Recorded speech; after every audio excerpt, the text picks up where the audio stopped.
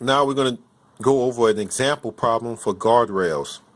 So this is the example problem, but before we go any further, I just want to remind you of the schematic, and I have some of the details on the schematic laid out there. Here are a couple of tables that we're going to be using, and here's the last table that we're going to be using to answer the example problem shown right here. Okay, I'm going to take some time to explain a couple of things in this example. First of all the givens are shown right here on this side. And I'm asking you to determine the guardrail length of need. That means X distance away from the hazard that exists. And also mark the location where the guardrail, or the locations the guardrail will protect. So you have a two-lane road here, and we're assuming that traffic is traveling in this direction. So if this vehicle were to get off course and all of a sudden no longer travel on the roadway, we want to protect them from the hazards that exist, and therefore we protect them by placing a barrier. The barrier we're going to use in this example is a guardrail. So it's shown here that the speed is 30 miles per hour. The guardrail is going to be placed 4 feet away from the travelway. So somewhere around here, you can see that 4 feet there. We're going to place that guardrail. And then there's 5,000 vehicles per day on this road. And L1, which was already described to you in the previous sheet, is going to be 25. So let's talk about some of the things that exist to the right of the roadway. We have an electrical transformer. Talk about some of the things that are shown to the right of the road. You have an electrical transformer here. This area here, this is an area of critical slope. And we know that a critical slope is anything that is steeper than 4:1. All right. Where that is 1 and that is 4. And then you have a flat area. It's pretty flat. And so right off the bat, we need to identify what the hazards are. So on this side, I'm giving you the side view of what this is. So this electrical transformer is kind of sitting up. It's on a platform. And then you have elevations. See, I'm showing the elevations here and here. So we know that the elevation is 108 here, 104 here. There's a slope here, and that's what the slope looks like on the side from here to here, about 14 feet. So we know that if we were going to take the 4-foot difference, which is here, and we divide it, the 4 over the 14, we know that that's going to give us something greater than the 1 over the 4. Therefore, this area needs to be protected.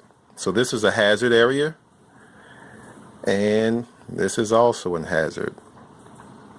So you couldn't just protect this, you also need to protect this area. So therefore, our guardrail is definitely going to have to protect all of this area here. But because we have a vehicle that's traveling and it could get off course, we need to also place the guardrail a certain distance before the hazards actually exist, so that we can protect that vehicle if we need it. So now I've gone ahead and put the equation for a length of need equation to figure out what the length is required of a guardrail before the actual hazards. We know we need to protect the hazards, but there's a certain length required before the guardrail, so that if a vehicle were to go off course, it will be caught by this guardrail, that parallel guardrail, or a guardrail that is flared a little bit. All right. Okay, so we're going to start off with X flared. X flared requires you to know the distance from the edge of the travelway to the back of the hazard. Now this is not the first hazard. This is where the hazard begins. So that is going to be 18. From here to the back of the hazard is 18 feet. Then we need to know what the flare is going to be. on that guardrail, and we have to travel to tables for that. Let me just put in what I know. I know that 25 is L1, and I know that L2 is going to be 4 feet, as is stated in the problem. Still going to leave that BA over, and let me just put 18 here. And so we need to go to the tables to figure out these remaining items. In the problem, it stated that there was 5,000 vehicles per day. So I know to find out my run out length, which is L sub bar, I need to go to this column, look for 30 miles per hour, and I'm using 165. So L sub bar is going to be my 165 here. Also, the shy line offset, something to keep in mind, for 30 miles per hour, the shy line is going to be 3.5. Here are the flare rates for the shy line. And if you remember, the shy line is the distance away from the edge of the travelway that a object could be placed and not affect traffic.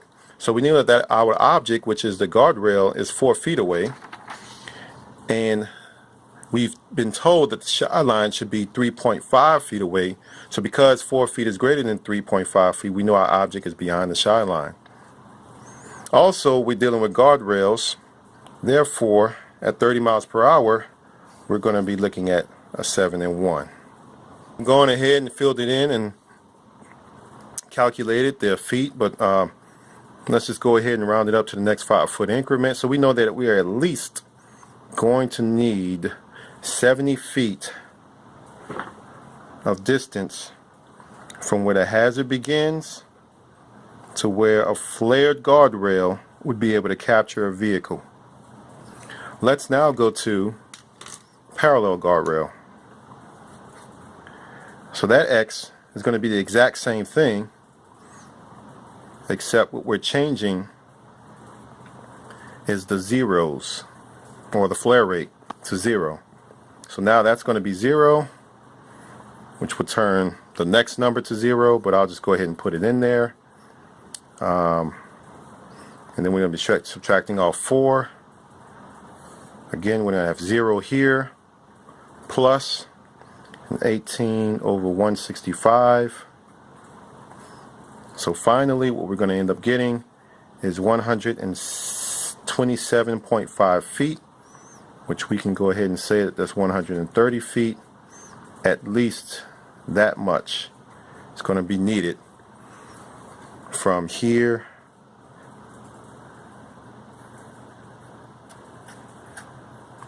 to here to capture a vehicle if a parallel guardrail is used.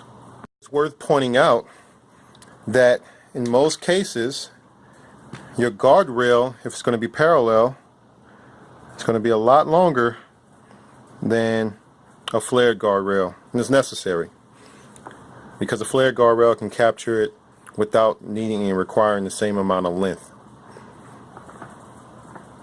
Last point here is that we say that it's at least 130 feet because guardrails are really manufactured in 12.5 to 25 feet sections. So you may need to add a little bit more to make sure that is satisfied. So, and that's about it. That is the length of need for your guardrail. So to answer this question, mark the location where the guardrail,